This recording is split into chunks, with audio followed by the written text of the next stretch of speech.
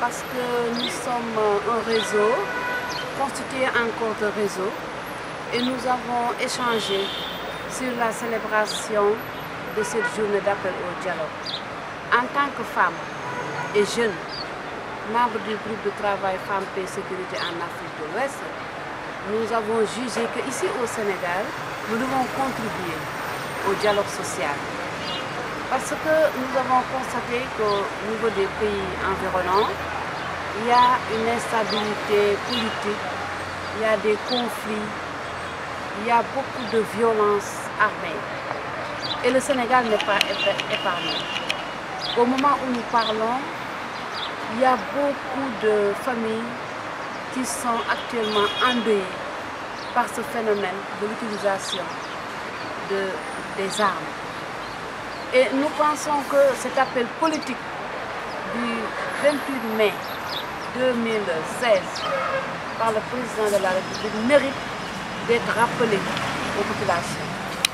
Et les femmes ont ce droit d'interpeller, d'alerter, d'informer et d'être des artisanes de la médiation. Il faut qu'on s'implique parce que quand quelque chose arrive au pays, on ne le souhaite pas en ce mois de Ramadan. Surtout, nous prions pour que le bon Dieu nous épargne de certaines difficultés. Mais les femmes et les jeunes ont le droit à la parole, ont le droit de dire allons ensemble dialoguer. Ne faisons pas la politique de la chaise vide. Nous avons notre mot à dire, c'est un droit. Donc, tout le monde doit être à la table de concertation et donner son avis. Parce que, dit-on, c'est de la discussion que jaillit la lumière. Donc, si tous les Sénégalais vont, même de manière dispersée, aller donner son point de vue au niveau de cette grande commission nationale du dialogue, je pense que tout le monde se portera comme mieux. Oui, parce que la femme, elle est un pilier de cette société-là. Quand il y a quelque chose dans une famille, vous voyez toujours, elles sont au premier rang. Elles s'occupent de pratiquement des questions sociales, que ce soit de manière souterraine ou bien de manière privée, publique. Il y a plusieurs façons de mener cette activité de sensibilisation. Elles peuvent marcher la nuit, elles peuvent marcher le soir, elles peuvent marcher à n'importe quel moment de la journée, mais elles sont des médiatrices. Donc c'est ce rôle que la société avait donné à la femme depuis des siècles, que ce rôle-là doit être remis en question pour que les femmes soient au devant de la scène. Parce que quand il y a un problème, ce sont toujours les femmes et les enfants, les jeunes qui sont les premières victimes. Et il faut qu'on donne notre point de vue, il faut qu'on participe, il faut qu'on contribue, parce que même sur le plan international, les résolutions et les conventions nous donnent ce droit.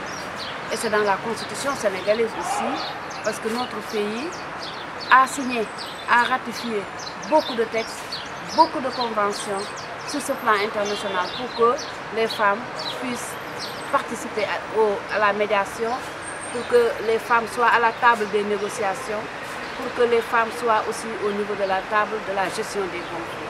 Donc nous n'allons pas attendre qu'un conflit éclate au Sénégal pour se lever, nous alertons.